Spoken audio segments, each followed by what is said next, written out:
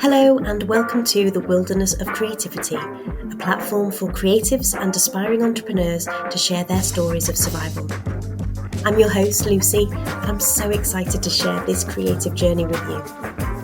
Working full-time and raising a small human has caused me to lose track and wander off-piste on several occasions, but I followed the signs and here we are, surviving the wild and feeling more connected and inspired than ever before.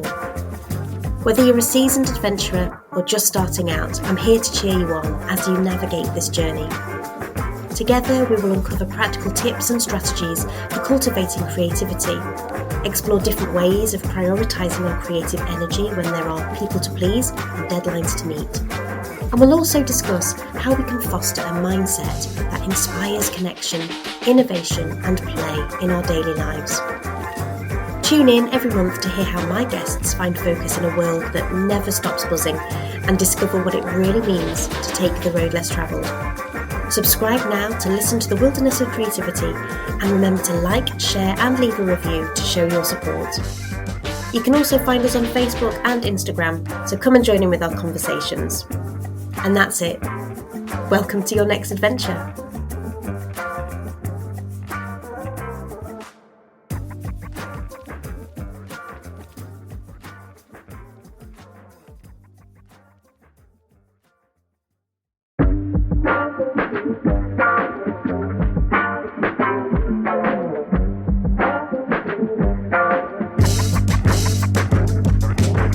Hey gorgeous! Welcome to the second episode in the summer series of The Wilderness of Creativity with visionary empowerment photographer Tigz Rice. Tigz has a passion for celebrating her clients' unique individuality. With a remarkable track record of achievements, it'll come as no surprise that Tigz continues to push boundaries and make waves across a variety of industries. Striptease was published in 2019 and her impact only continued to grow from there. She was shortlisted for Digital Creator of the Year in 2022, cementing her status as a rising star in the industry. And most recently, she was honoured as the most inspirational and dynamic female entrepreneur by F Entrepreneur in partnership with Small Business Britain in 2023. So, get ready to be inspired by her journey through the wilderness. Learn more about what drives her creative work and her passion for Japanese culture, and soak up her infectious energy. Sit back, relax, and let's wander into the wilderness. How long have you been doing this for? Oh my gosh, almost 15 years. So we're 15 years in December, trying to decide how I'm going to celebrate. But before that, I trained as an illustrator. So my background is illustration, graphic design. But honestly, I think it's been art all the way along. And yeah, I picked up a camera because I got to my third year of my illustration degree and I can't do this anymore. I need to find something else that's going to get me through that final year. And it was picking up a camera and yeah, I was like, okay, we'll learn how to use this. And it was back in the days before YouTube. So it was, buy a book and it was reading pages on Google that didn't have videos or anything like that to teach you. Turned out I was all right at it and people wanted to pay me for it. So we just kept going. Absolutely. I mean, obviously you work across industries as well. So how does your portfolio work? Like who do you work with and how do you sort of develop those relationships with clients as they come in? I can't remember what you called me, like a creative entrepreneur or something. And I was like, I'm going to steal that. I started in the world of burlesque photography. That's where I sort of like honed my skills with photography. And at the time, people would say to me, I absolutely love what you're doing, but I'm not a performer. Could you photograph me? And that's where the boudoir side of the business was born. And then people started saying to me, I love what you do with your boudoir clients, but I'd love to do that with my clothes on. So the vintage makeover side of things and portraits came in. And then people started saying to me, I love what you're doing there, but I want that for my business. Could you photograph me? And the personal branding side of the business was born. And then commercially, people started saying, we love the work you're doing in empowering women, but all genders. We'd love you to photograph our campaign. Honestly, it just kind of grew out of the one thing. The key messaging, though, is empowerment. So what I specialize in is making people feel incredible in front of the camera. And I love that translates and transcends just beyond portraits into, helping people show up for themselves in their personal lives, their business lives, anywhere really. So, as someone who has always struggled with self-image, how do you actually get somebody to feel relaxed in front of the camera? Because I for me personally, I would really struggle with that, and it's something that I'm working on myself. But how do you tap into that kind of freedom, that expression? I love that you say that as the face of a podcast that's clearly putting yourself out there all the time and not giving yourself enough credit for how much you do. But I think it's literally that. I think it's finding ways that you can be expressive that allow you to have that confidence in a way that you feel comfortable taking the next step. I mean, we're always on our level of self-confidence. We're always dipping a toe into the next level of, okay, what am I capable of achieving? So it could be you start taking some selfies and it's just in the privacy of your home, and you have full control over the images and how they're used and how they're shared, and you can take 100 and delete 99 of them, whatever you need to do. That's me. I mean, sure, it's me too, but it's getting used to that, just putting yourself in that vulnerable position. And I'm so aware that for 99% of the people that come to me, they say to me, I don't feel confident in front of the camera. I don't feel comfortable having my photo taken. It's such a mental block for me. And so it's literally just saying, all you need to do is take the one step, dip the toe in the water and say, I'm going to commit to a session. And then everything else we work on together.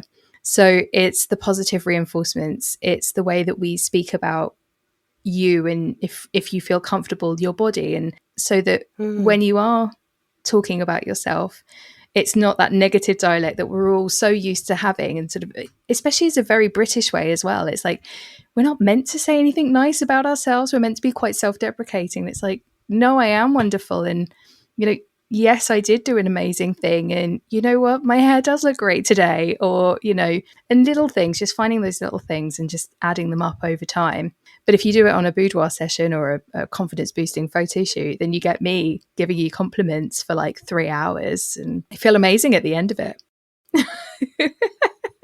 There's something that you said about vulnerability. And I think when you're going on a journey of creativity, finding your creativity and doing creative things, there is that sense of vulnerability. And it's feeling brave enough to put yourself out there. And there's always a worry that people are going to judge you. Yeah. And I think I don't know if you find that in the studio as well, the camera is the judge. Like, coming from an illustration background, I can tell you that I feel exactly the same way in front of a camera than I did when I put pen to paper.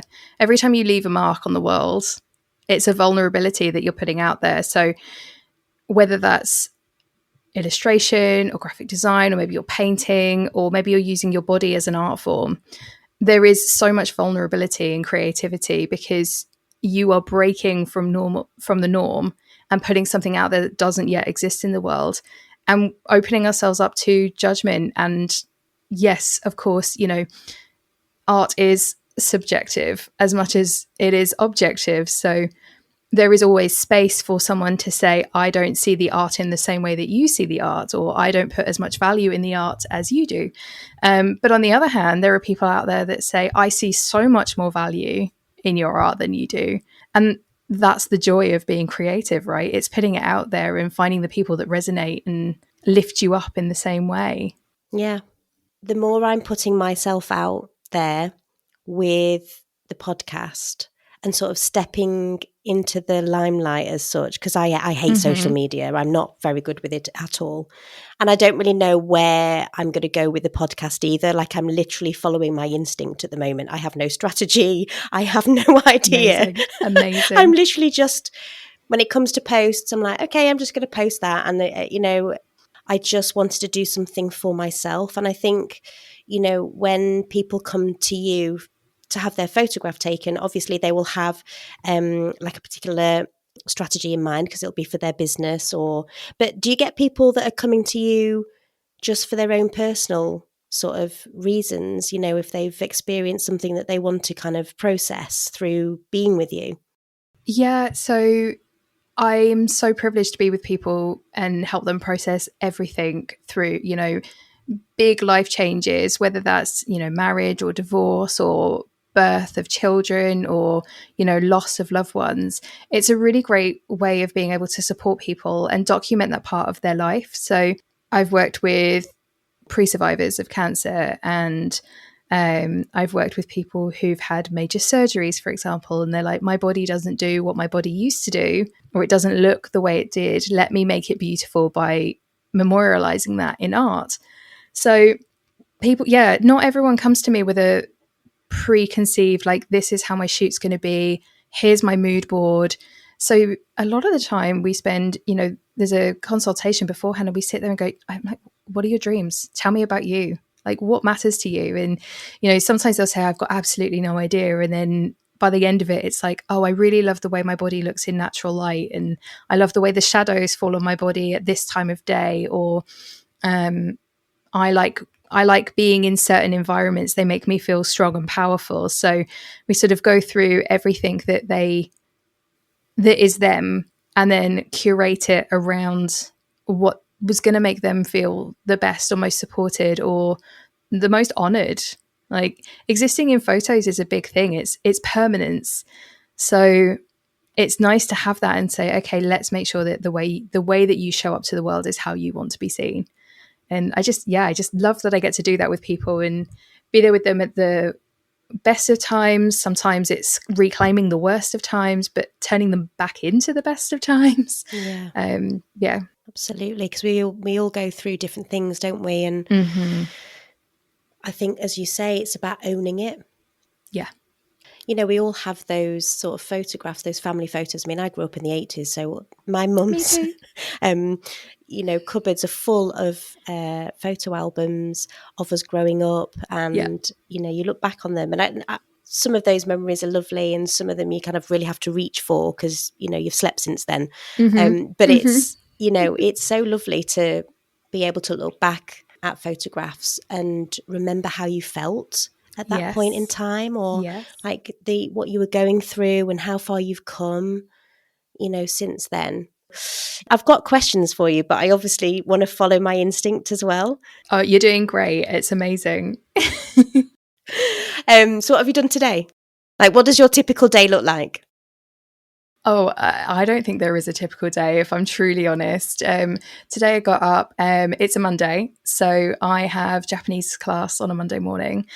So I've been learning Japanese for the past three-ish, I think it's just over 3 years now. So yeah, had a lesson for that. We were learning honorific Japanese to be the most polite you could ever be.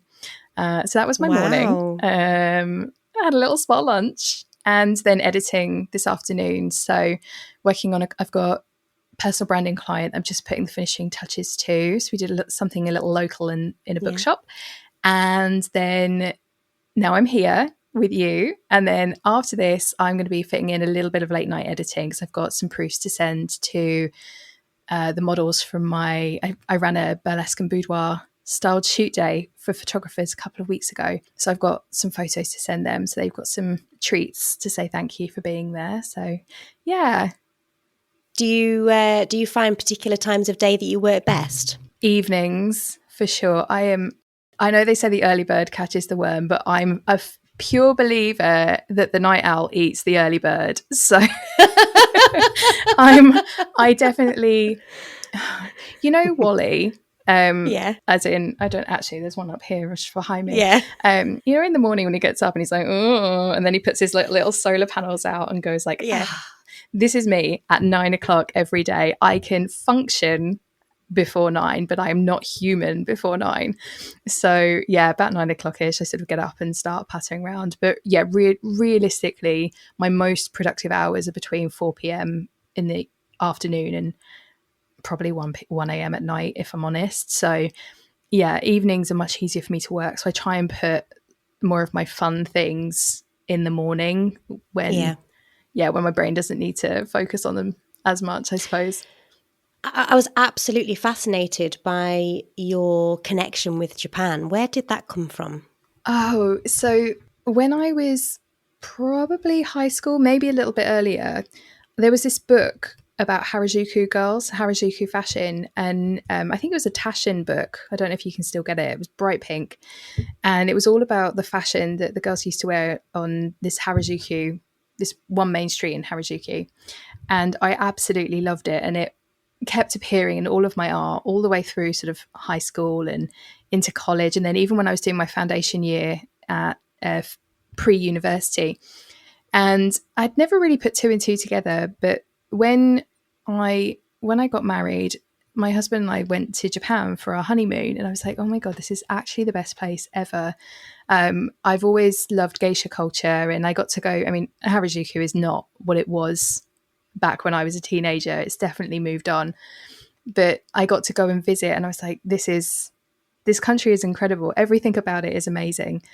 So came back, I think we've visited every 2 years since then. And yeah, I got the opportunity to photograph a geisha in 2022, I think it was, a couple of years back anyway. And it was just one of the best days of my life. Yeah, just I don't think anything's going to top it. I saw that on your website. Yeah, I mean, just the whole persona of the geisha is just so stunning, powerful. Yeah. And the one that I photographed, Kahatsu, is a Maiko. So she's a sort of younger, sort of in training geisha. And it's the fact that for the first couple of years, they have to style their hair. So they have to sleep on these like wooden neck blocks just so they don't mess up their hair, and just the dedication to their craft. And it's just wonderful.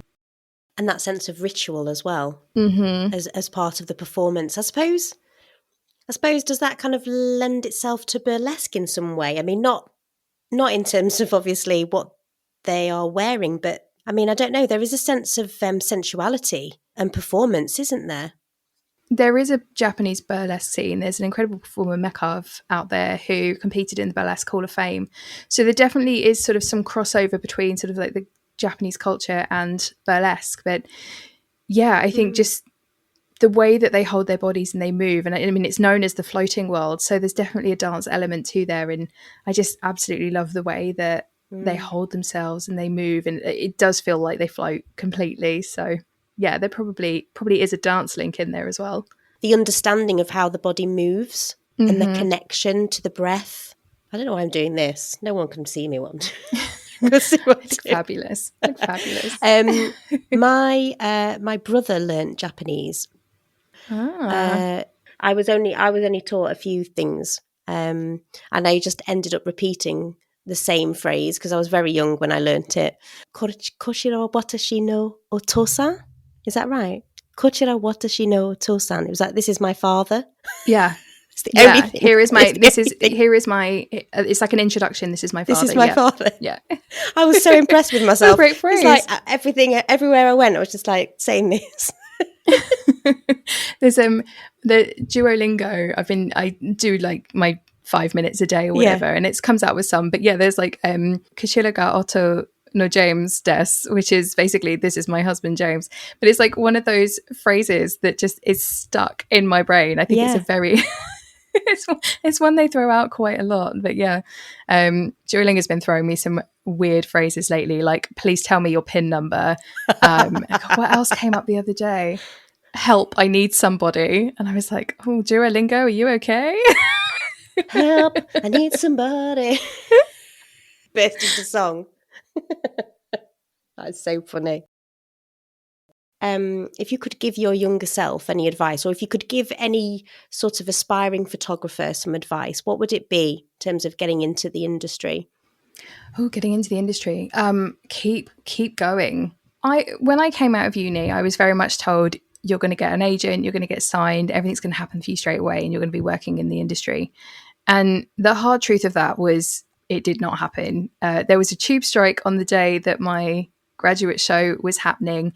There weren't huge amounts of people that came, but even still, it's not like that for everyone. It's the few that get picked up really at that point. So the honest truth is, it's graft. You have to show up and you have to keep doing what you want. And at the time when I graduated, my style of illustration specifically I was about 5 years ahead of the curve. So I was in a place where people were picking up my art and running with it. So at that time I was like, okay, well, if no one else is going to publish me, I'm going to self-publish. So I started making picture books. They were picture books for grown-ups, and they sort of covered some sort of more grown-up themes. So there was like a version of Alice in Wonderland, but it was aimed at the story of a friend. It was a true story of her experience with Narcotics Anonymous and sort of being described as the hole in the soul.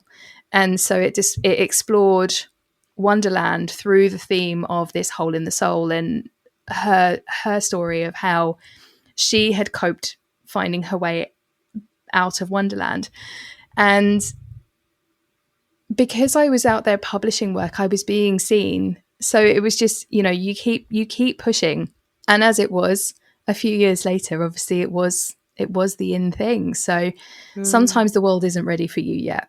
And so don't be discouraged if the art you're creating is ahead of your time, or, whether that's 5 years, 10 years, or whatever. If it truly matters to you to be creative, keep going, because the world will stop and look at you. And these days we're so lucky with, TikTok and Instagram and Reels, and we have so many ways to share our work, and whether that's, videos, behind the scenes content, or Behance, or wherever you want to put your work.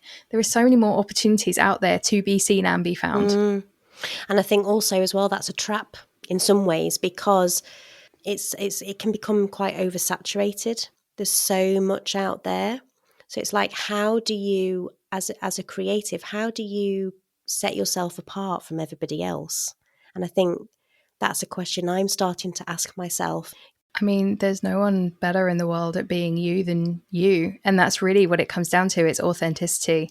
You just have to the thing is, there is very little on this planet now that is original. Like, I don't know about you, but I feel like we're the same age, and I feel like I'm hearing like maybe the third round of music samples in pop music. So, all those songs that I thought were original when I was a kid, and I'm just like, oh, okay, like, yeah. And then someone then goes, yeah, but the original was that.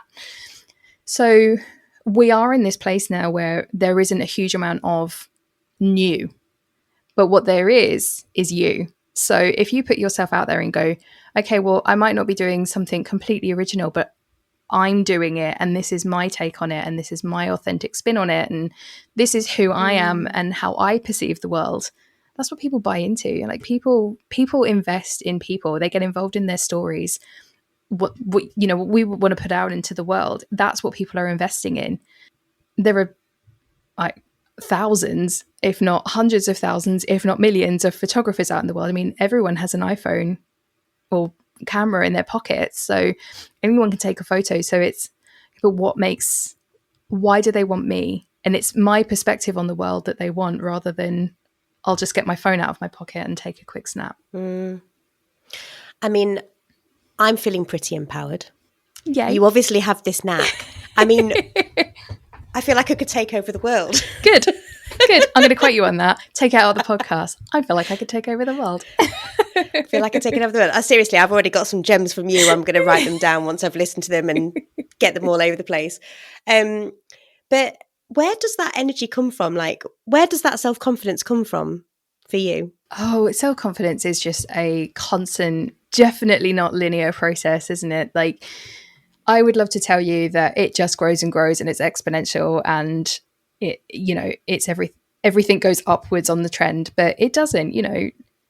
Everyone takes knocks all the time, and you get up and you pick yourself up. You allow yourself to have the odd day, and then you jump back on it.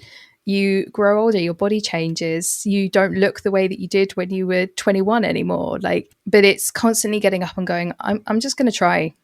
I'm just going to put myself out there. I'm going to big girl shoes on, big girl pants on, whatever you want to say, and go out into the world and try, because I don't know, life's too short to not give it your all, I suppose. And at the end of the day, the person that's judging you the hardest is yourself, because you're the one that's looking at you constantly, but everyone else is feeling the same. So we might as well just try and have a really good time. Yeah, no, you're absolutely right. I think something that I'm learning, trying to embrace is, as I'm getting older, no one is really paying that much attention to the things that I'm worrying about. Yeah. And I can't believe that I've got to 42 and only just realising that. It's crazy. One of my favourite things about growing older is, are we allowed to swear on this podcast? Is the odd swear allowed? Yeah, I'd swear. Okay. I'll say it. I'll swear. The fuck it button gets closer and closer to your side every year. And like, you know, when you're like 18 and you want to please the world and everyone's opinion matters, and then you hit like 21 and you're like, maybe I have some opinions. And especially as a woman, 25 is a big year, because 25, you're like, I don't know, something happens at 25 as a woman. And then at 30, that button gets closer, and 35, it gets closer. I mean, at this point, I feel like it's right in front of me and I can smash that button at any time of day. But it's just, yeah, the things that I used to matter, maybe it's just perspective on life and not sweating the small stuff as much, because the bigger stuff is much bigger deal. So it's like, you know what, I do not have time to worry whether my jeans are the right shape for this season's trend. And doesn't matter, a middle parting does not suit me. I am not going to do a middle parting. Like those kind of things. It's just like, you know, I like my skinny jeans and I am not letting them go.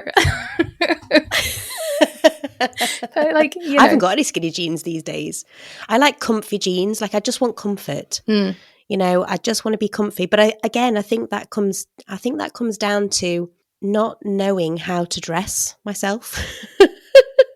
Like not having, again, it comes down to that confidence, not having the confidence to wear certain clothes and look a certain way and stand out in any way. And I think, I had some photographs taken when I was 18. Oh yeah. And I look back at them and I think, where's that girl? Where's that person gone? It would be so fascinating for you to journal on that, because, you know, also I think it's very different when we're 16, 18, sort of around that age. We don't have a lot of the big life stuff to worry about. Like someone else is footing the bills, probably, especially if you're still living at home. And, you know, you're still making but then the big life choices you're making are, what am I going to study? Where am I going to work? What field do I want to be in? Do I have to make a decision that's going to last me my entire career? And so we have potentially more time, instead of worrying about council tax and, I don't know, what we're going to put on the food shop. Yeah, like those kind of things. And it's like, there is more time and freedom in the day to go, you know what, I really fancy wearing some hot pink today. Or, you know, I'm gonna experiment with, you know, a new shape of top. Like, because my 16-year-old self was wearing pink fishnet like body stocking tops underneath other tops, and wearing well, actually it's back in fashion, but I was wearing like cocktail dresses over baggy jeans, which I hear is now a thing again. But I wouldn't know because I don't follow fashion. I loosely follow it. To be fair though, I am very much, if it's leopard print or bright pink, I'm probably wearing it. But yeah, just I think there's so much to be said for trying to tap into that 16, 18-year-old self and going, okay, what would my younger self do today? If my younger self had a day off right now, what would they be doing? And playing with that and seeing where it goes. Like maybe it's going to the zoo, or maybe it's going and taking photos with the nearest hydrangea bush or something, and just living out your Bridgerton fantasy or something. I don't know, like, but it's nice to get in touch with that younger self and go, okay, wait, let's let my child version of me play.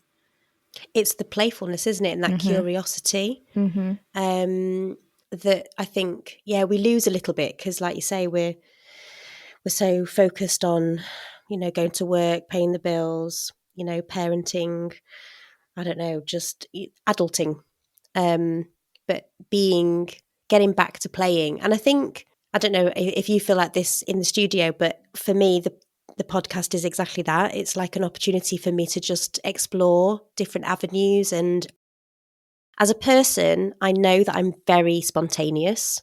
So are you spontaneous as well? Like, how do you find yourself working in the studio once you're sort of there? Do you know, I would love to say I'm a spontaneous person. I don't know that I necessarily am. I'm waiting for diagnosis basically for ADHD and potentially also autism. So my ability to be spontaneous may be somewhat limited. That said, I absolutely love shooting in new environments. So I like being somewhere where the lighting is different or the background is different and there are different challenges to work with. So I definitely enjoy the challenge, but yeah, spontaneous isn't a word that is usually put with me. I have to be honest. No, but everyone has their own way of working, don't they? Yeah. And, their own process, their own approach to things. I don't often see things through. This is something that I'm learning. But then I can get a whole production together from start to finish and have it performed, and I get bored really easily. I think this is the thing. Yeah. Do you? Yeah. I do. I flip from one thing to the next, and I have lots of different plates spinning. But that's exciting. I find that exciting. Yeah. For most of the time. Yeah. As long as all the plates are still spinning, we're all good. Yeah, we're all good. As soon as one starts to kind of wobble, I'm like, oh my gosh, quick. Catch it. Catch it. Gosh. Oh, I know what we'll do. Do you want to do the You've Got This cards? Oh, yes. Tell me more. This is amazing. So by the way, about 10 minutes ago, I thought, I really hope this is recording. It is recording. I can see the numbers going up. But yeah, let's hope it's actually... It says recording. We're all good. If not, we'll do this again. We'll have twice the fun. We'll do it again. I mean, we're now best friends. So when I was made redundant, I had to find work within sort of 5 weeks, and I managed to find a maternity contract up in Matlock. Nice. Yeah. So I was teaching a group of sixth formers, and we were basically creating their devised pieces. And they brought in the You've Got This cards, which I absolutely love because I love things like this. Mm-hmm. And at the start of every rehearsal, we would take them out and we would each choose a card, and then we would talk about the card that we got and how it resonated with us on that particular day. And it kind of set the tone for the rehearsal. So just as a silly thing, because when I was chatting to Sarah, who I was starting the podcast with, she said, oh, everyone loves a bit of cheese. So I was like, okay, I'm going to do the You Got This cards then. Do it. Okay. Absolutely. I'm here for it. Oh, love it. So I'm basically just going to shuffle them. Obviously, if we're in the studio together, this would be so much easier. But if you just tell me to stop whenever you like, and then I will stop. Stop. So the card that's come up for you is Don't Let the Fear of Losing Outweigh the Excitement of Winning. Ooh. What are your thoughts? That's a very interesting. I 100% agree with it. I'm a massive overthinker, so this card was definitely one for me. But yeah, I think you can get so bogged down in thinking about all of the other things that you kind of forget the winning part even happened. In fact, someone I can't remember if I saw it on Instagram or I feel like I've seen this online recently. In fact, I'm pretty sure someone sent it to me. And it said something along the lines of, you never notice your progress because you're always changing the goal. So every time you set yourself like, this is my milestone, and you get there, but instead of celebrating it, you then move on to the next milestone. It's like, oh, I got 100 followers. Well, I'm going to set 500 followers, like just to use that as, because everyone can kind of relate to that. But it could be something along the lines of, I'm going to sell my art. And then you sell one piece of art, but it's like, oh, but I've only sold one piece of art. I'll be successful when I've sold 10 pieces of art. And then I'll be successful when I've had a published article. And then I'll be successful when I've had a cover. And it's like, 10 versions ago, you were happy selling one piece of art. So yeah, focus on the winning. Definitely focus on the winning. That's so true. Speaking of covers, have you Have you just been on a cover, or your work's just been on a cover? I honestly, I just saw it on your Instagram. I was like, this is exciting. I know I was on the cover of a professional photo magazine a little while back. Yeah. It might have been that one. So how do you get to that point? That's a very good question. Because that's amazing. Oh, it's incredible. Yeah, I definitely celebrated. In fact, it must be that one because I've got 2 copies of it on my shelf somewhere. And that's the thing, always buy a copy just so you've got, so one day when you're having a really bad day, you can just look through them and go. I used to write for that magazine like a really long time ago, probably like a good, I want to say 5-6 years, but it might be 10 years ago. It was a long time ago, but oh no, I do know how this came about. So it was a long time ago that I was writing for them, and through a series of fortunate events, I ended up judging ISO's student awards earlier this year. Oh my God, I can't believe this is all this year. I was going to say, I'm sure it was. I'm sure it was like recently that I saw it. Yeah. This year has been a long year. Oh my God, tell me about it. So I was at the student awards, and the editor of the magazine was there, and we had a chance to catch up. And I think I said at the time, it would be so lovely to write something again for you. And so ended up publishing a fairly lengthy, it was a good few spreads of my work and sort of the empowerment work that I'm doing. And at the time they said, oh, do you have anything that would be cover worthy to go with it? And I'm like, yes. I'll hold my bag. Let me go through every archive I had. Here's 10 different options. And just obviously sent them things that I knew would have enough negative space for them to be able to get like the title of the magazine and bits around it. But yeah, it's being on a cover, it never loses its excitement. And so whenever I get the chance, I jump at it when I can. So what's your dream? Can I ask? Vogue. That's the ultimate dream. I don't know why Vogue. I would love to say there's a specific reason. Just I think that one just holds something special. I think because of like Devil Wears Prada and stuff like that. It's just maybe probably that, like that. It has been that for a while, but I don't know. Honestly, like other than publications, I just want to leave a legacy to the world that I want my work to exist on this planet and the feelings that I've given people to last longer than my time here. So I want to create photos that get passed down for generations so that other people get remembered. And, that's really what I want. So if I don't make Vogue, but that happens, I'll be happy. That's really beautiful. I'd just like to know that my why, my whole purpose on this planet is to help other people be seen and for their version of their story to be heard. And I think that's what I connect with the most, actually. I want to help people reach their potential. So I went into education. Which is such a rewarding career. It's the only job that I could ever really imagine myself doing, if I'm completely honest. You have to really listen to people and what they're telling you, and it's not necessarily very obvious. Like, you really have to observe facial expressions, body language, the energy of somebody, the dynamic in the room. Like, there's so much that you have to interpret. So I can imagine it's the same for you when you're working with someone.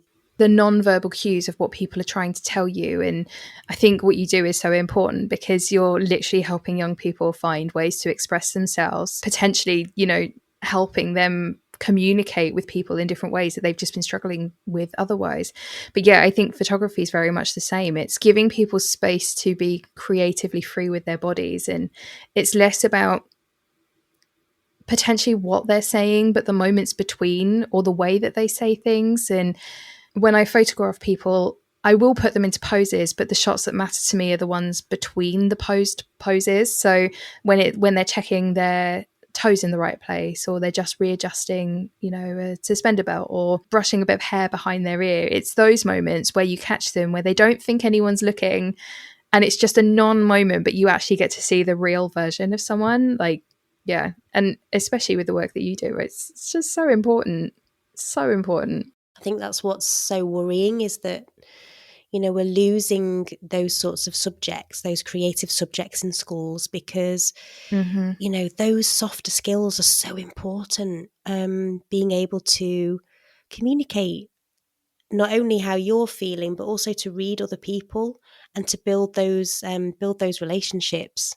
And fundamentally, when lockdown happened and we were stripped of pretty much everything, we all relied on the arts, whether that was your TV, your Netflix subscription, the escape rooms that you bought and did online. Like everything came down to the arts, the music, communication. Like they were so important. How did you find being at home? The first couple of weeks was fine because I was so tired and I had a to-do list as long as my arm. So I was like, oh my gosh, I've got a couple of weeks to get things done. And then I realized that it wasn't going to be a couple of weeks. And then I had a bit of a mild panic because I lost 9 months of work in about 2 weeks. So like it was quite worrying. But then I started doing virtual shoots and it suddenly opened my horizons that I got to work with people all over the world. So I was working with people in like America and all across Europe. Some nights we were staying up and I was pulling all-nighters because I was working with people in like Australia and New Zealand to kind of fit their time zones. But it was just a really amazing opportunity to open channels of communication with people that geographically I probably would never have had the opportunity to work with. Met one of my really, really good friends she was one of my first virtual boudoir clients. And we speak, in fact, actually, like we were literally just talking this morning via text. So, there are people now in my life that I'm so happy that I met just because of lockdown. So yeah, don't get me wrong, it wasn't ideal. I would have loved to have been out there being with people and doing the kind of stuff like I am now. But it was an incredible experience that I'd rather not do again, but I'm very grateful to have had what I did have. And I don't think I could have got through it without having that broad communication aspect. I mean, yeah, if we'd done that 20 years ago before the internet really truly existed, not a chance. My little one was born in the July of 2020. So it was like the height. In a heat wave. Honestly. It was interesting. So what projects are you working on now? I've just come off a really big project. So kind of just wrapping that one up. And actually, funnily enough, just signing contracts on another big commercial project. So at the moment, I seem to be doing quite a lot of like big creative things. Yeah. So can we have details or no, not yet? I don't know how much I can talk about it, but the one that I'm just about to start will be me producing a advert, which is a really exciting new addition for me in terms of skill set. So taking things that I already do, but applying them in a slightly different way, I suppose. So yeah, so that's going to be the next couple of weeks. And then I've just got some really exciting clients booked in for empowerment shoots over the next sort of summer months, I suppose. So yeah, just really excited about, like what you said, saying yes to opportunities, like especially this particular ad campaign that's come in. Originally, when the job came in, it was, do you know a production house that would do the job? And I'm like, I could do the job. Like, let me put myself out there. And yeah, it's definitely pulling on my big girl pants for it. But it's just exciting. Like, yeah, say yes to opportunities. You have to show up for yourself, don't you? Yeah, for sure. No one else is going to do it for you. If an opportunity comes in, you grab it and say, yes, I can do that. And then you work it out. Exactly. And the thing is, we probably have the skills. I mean, for this one, I always remember someone saying to me ages ago, men will apply for a job if they have, I can't remember what the stats were, but it was significantly lower than a woman who will apply if she's got 100% of the criteria on her CV.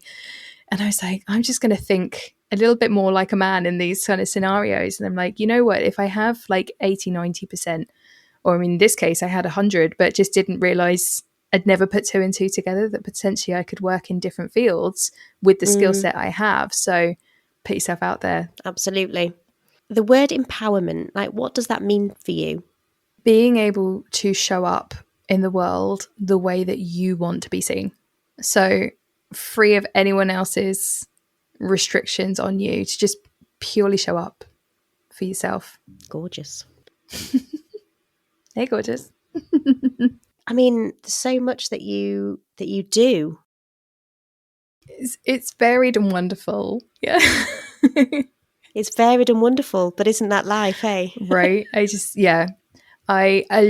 love that every day is different, and part of me loves a bit of routine and schedule, but the other part of me thrives off chaos. So, but we make it work. Yeah, no, I hear you on that. I absolutely hear you on that.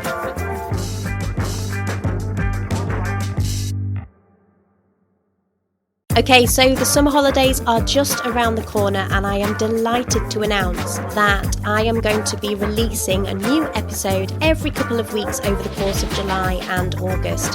So if you haven't already subscribed to the podcast, please head over to your favourite streaming platform, and if you are enjoying the show, then please share it and leave a review, because it obviously helps spread the word and spread the wilderness. Thank you so much for listening. Stay wild.